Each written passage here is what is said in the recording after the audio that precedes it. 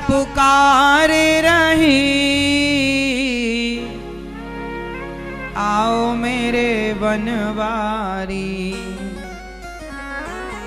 मीरा पुकार रही, आओ मेरे गिरधारी। विश्व भरे प्याले को, ये विश्व भरे प्याले को अमृतमय बनाना है, सांवरे से मिलने का सत्संग ही बहाना है। चलो सत्संग में चलें, हमें हरि गुण गाना है। दुनिया वाले क्या जाने, मेरा रिश्ता पुराना है। ये दुनिया वाले क्या जाने, मेरा रिश्ता पुराना है, सांवरे से मिलने का सत्संग ही बहाना है।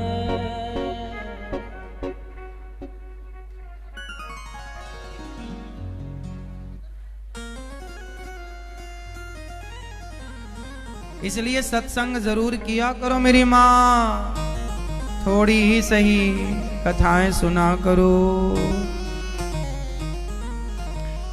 एक बार क्या हुआ,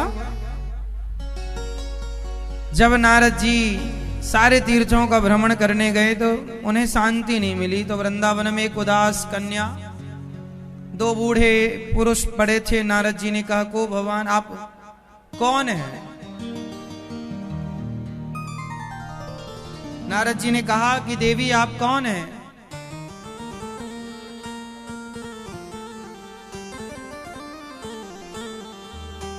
कहा कि हम भक्ति हैं, अहम भक्ति ऋतिख्याता इमऊ में तनयऊ मतऊ।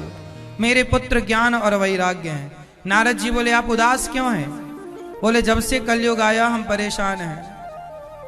उत्पन्ना द्रविणेशाहम वृद्धिम कर्णाटके गता, क्वचित क्वचिन महाराष्ट्रे गुर्जरे जीर्णता। नारद जी बोले, मैं सारे तीर्थों में गया पर शांति नहीं। भक्ति महारानी बोली, मेरा जन्म उत्पन्न, मैं द्रविण देश में उत्पन्न हुई। वृद्धिम कर्णाटके में, कर्नाटक में पली बढ़ी। गुजरात में कहीं कहीं सम्मान मिला। गुर्जरे जीर्णताम गता, कहीं बूढ़ी हो गई पर मैं जब वृंदावन आई तो धन्यम वृंदावनम तेन भक्तिर नृत्यति यत्र चा। ये वृंदावन में भक्ति महारानी नृत्य करने लग गई। भक्ति महारानी को कहीं सम्मान नहीं मिला। भक्ति हृदय में उत्पन्न होती है। उत्पन्ना द्रविणेशा वृद्धिम, कानों से जब कथा सुनी जाए तो भक्ति बड़ी होती है। वृद्धिम कर्नाटके क्वचित क्वचिन महाराष्ट्र, महाराष्ट्र में कहीं कहीं। महाराष्ट्र मतलब ये शरीर, इस शरीर से कोई भक्ति करता है? कोई नहीं करता।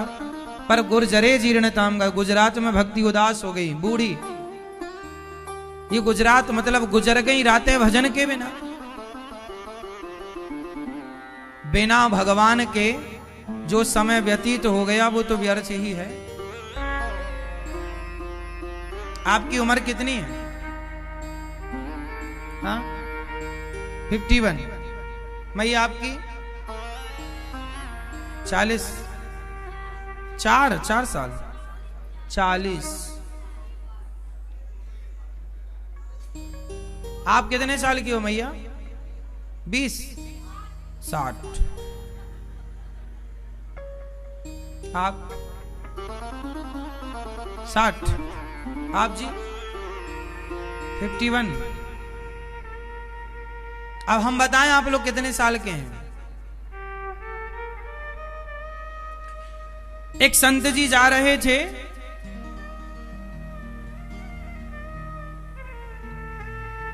तो एक गांव में रुके।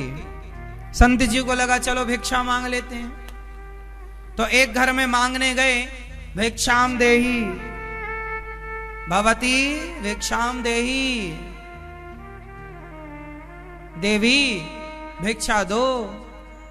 तो एक सुंदर सी कन्या मतलब बहू, उस घर की बहू आई और संत को भिक्षा दिया। संत ने कहा सुखी रहो, सुहागन रहो, खुश कुशल रहो। संत जी को जिज्ञासा हुई, बेटी तुम कितने साल की हो? तो उसने बताया कि महाराज जी मैं 20 साल की हूं। और तुम्हारे पति? बोले मेरे पति तो 2 साल के हैं। और तुम्हारी सास 1 साल की है। और तुम्हारे ससुर? बोले अभी वो पैदा नहीं हुए। संत जी घबरा गए, हे भगवान मैं कोई भूतनी के घर में तो नहीं आ गया, कोई चुड़ैल वड़ैल तो नहीं है ये? कह रही है मैं 20 साल की हूं और पति 2 साल का, सास 1 साल की और अभी ससुर पैदा ही नहीं हुआ। संत जी ने कहा बेटी ये सब क्या तुम बता रही उल्टा? उसने कहा महाराज कोई उल्टा बात नहीं है, सीधी बात है। उम्र आपकी 70 हो गई या 80 हो गई या 90 हो गई, इससे क्या फर्क पड़ता है? कितना समय आपका व्यर्थ चला गया, जो भगवान के बिना समय गया, उस समय की क्या कीमत है? उस समय का मूल्य ही कितना है?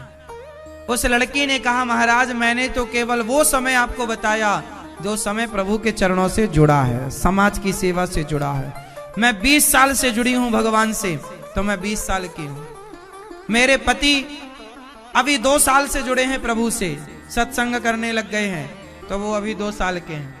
मेरी सास अभी मेरे कहे 1 साल से सत्संग करने लग गई, कीर्तन करने लग गई, भगवान का ध्यान करने लग गई। और मेरा ससुर तो अभी भी जुआ खेलता है, ताश खेलता है, अभी तक उसका मन भगवान में नहीं लगा।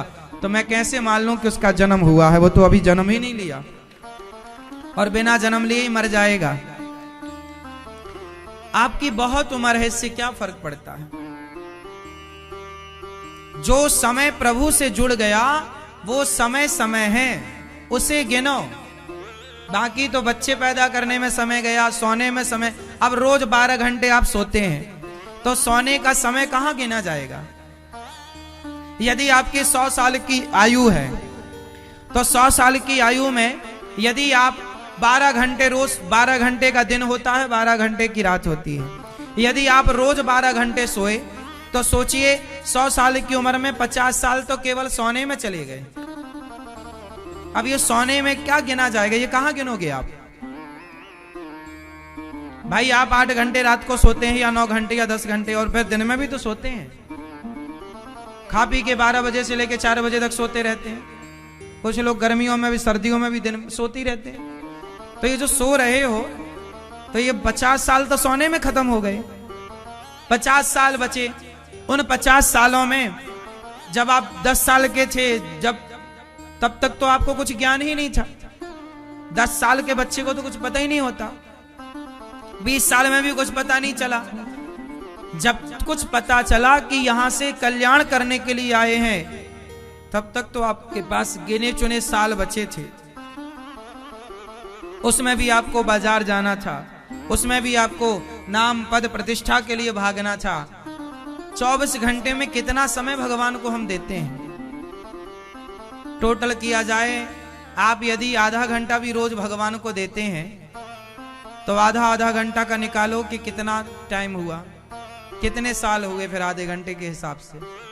365 में आधे घंटे निकाल लो तो अब फिर इसका दिन निकल आएगा, फिर इसका महीना निकल आएगा, साल निकाल लो। देख लो कि 100 साल की उम्र में यदि आप आधा घंटा देते हैं भगवान को तो, और जो आधा घंटा भी नहीं देते उनका देख लो। कोई 5 ही मिनट दे रहा है, कोई 10 ही मिनट में पुण्य मुण्य कर रहा है। कुछ लोग तो 1 अगरबत्ती 2 अगरबत्ती जलाते हैं, ओम जय जगदीश स्वामी जय भक्त जनों के संग जय जगदीश। ऐसे करते हैं जैसे कोई लाठी लिए खड़ा हो, जल्दी कर। इतनी भी क्या जल्दी है? भगवान को समय दे दो थोड़ा सा। तो जीवन वही है जो भगवान में खर्च हो रहा है। आपका जीवन ये जो सत्संग में खर्च हो रहा है, यही आपके जीवन का सबसे सुंदर समय है जो प्रभु में खर्च हो रहा है।